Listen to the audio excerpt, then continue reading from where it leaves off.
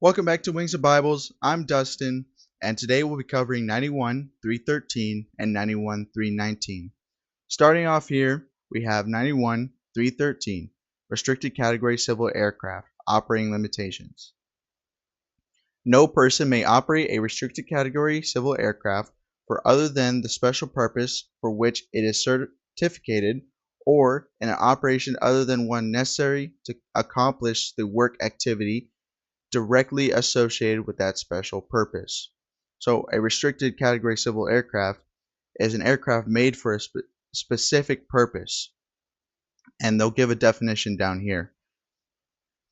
For the purpose of paragraph A of this section, the following operations are considered necessary to accomplish the work activity directly associated with a special purpose operation.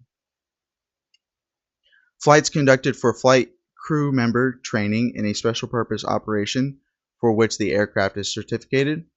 Flights conducted to satisfy proficiency check and recent flight experience requirements under Part 61 of this chapter, provided the flight crew member holds the appropriate category, class, and type rating and is employed by the operator to perform the appropriate special purpose operation.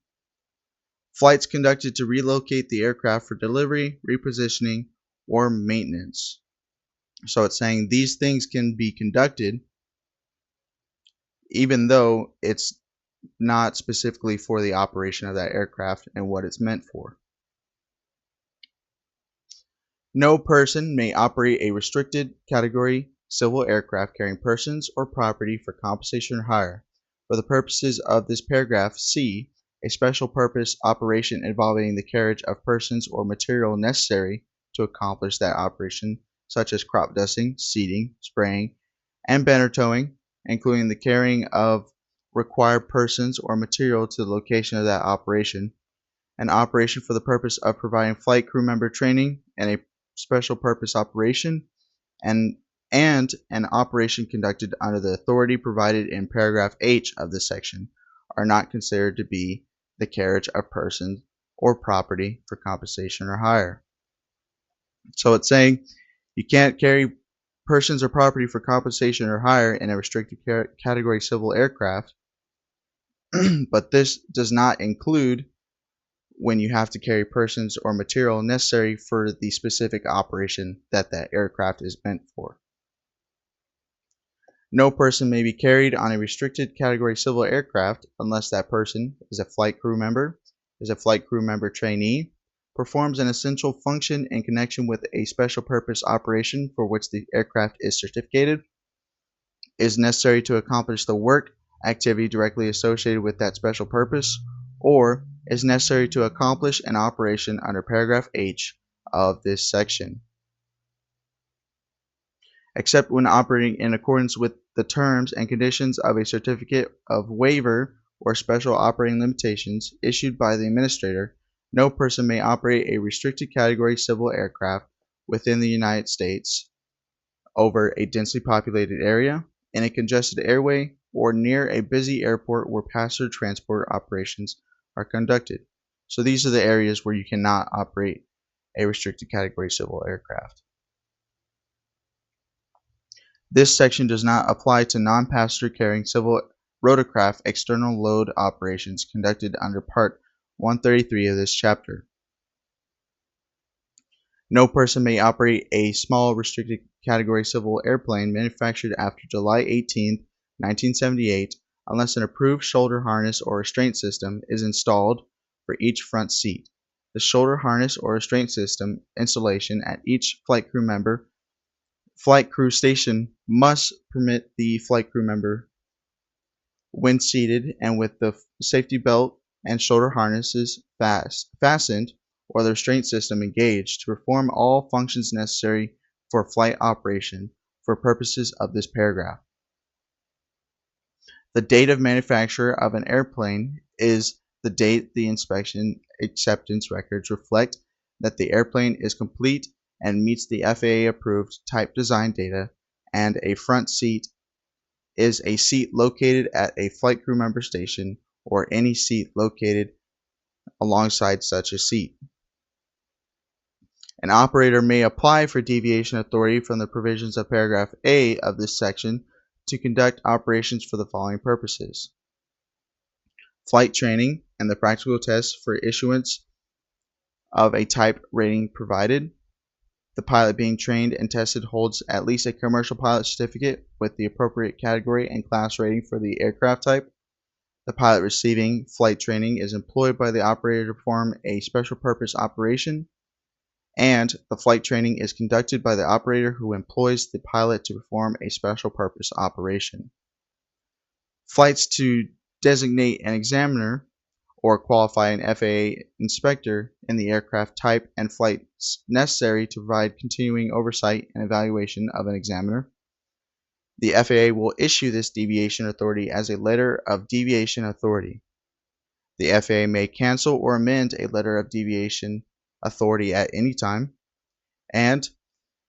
an applicant must submit a request for deviation authority in a form and manner acceptable to the administrator at least 60 days before the date of intended operation. A request for deviation authority must contain a complete description of the proposed operation and justification that establishes a level of safety equivalent to that provided under the regulations of the deviation requested. Next we have 91.319, aircraft having experimental certificates, operating limitations. So an aircraft will be issued an experimental certificate if that aircraft does not have a type certificate or does not comply with a type certificate. So this can be provided to an amateur built aircraft or an aircraft that was just manufactured and needs to be flight tested before it can receive a type certificate. So starting off here we have, except as provided in 91.326, no person may operate an aircraft that has an experimental certificate for other than the purpose for which the certificate was issued, or carrying persons or property for compensation or hire in operations that require an air carrier or commercial operator certificate issued under Part 119 of this chapter, are listed in 119.1e of this chapter, require management specifications for a fractional ownership program issued in accordance with subpart K of this part, or are conducted under Part 129, 133, or 137 of this chapter. No person may operate an aircraft that has an experimental certificate outside of an area assigned by the administrator until it is shown that the aircraft is controllable throughout its normal range of speeds and throughout all the maneuvers to be executed, and the aircraft has no hazardous operating characteristics or design features. Unless otherwise authorized by the administrator in special operating limitations, no person may operate an aircraft that has an experimental certificate over a densely populated area or in a congested airway. The administrator may issue special operating limitations or particular aircraft to permit takeoffs and landings to be conducted over a densely populated area or in a congested airway, in accordance with terms and conditions specified in the authorization in the interest of safety in air commerce. Each person operating an aircraft that has an experimental certificate shall advise each person carried of the experimental nature of the aircraft, operate under VFR day only, unless otherwise specifically authorized by the administrator, and notify air traffic control of the experimental nature of the aircraft when utilizing air traffic services. No person may operate a light sport aircraft that is issued an experimental certificate under 21.191 of this chapter for compensation or hire, except a person may operate an aircraft issued an experimental certificate under 21.191I1 of this chapter to tow a glider that is a light sport aircraft or unpowered ultralight vehicle in accordance with 91.309, or a person may operate a light sport aircraft issued an experimental certificate under 21.191 of this chapter to conduct operations authorized under 91.326. No person may lease a light sport aircraft that is issued an experimental certificate under 21.191 of this chapter except in accordance with paragraph E1 of this section, or to conduct a solo flight in accordance with a training program included as part of the deviation authority specified under 91.326b. No person may operate an aircraft issued an experimental certificate under 21.191 I1 of this chapter to tow a glider that is a light sport aircraft or unpowered ultralight vehicle for compensation or hire, or to conduct flight training for compensation or hire in an aircraft which that person provides unless within the preceding 100 hours of time in service the aircraft has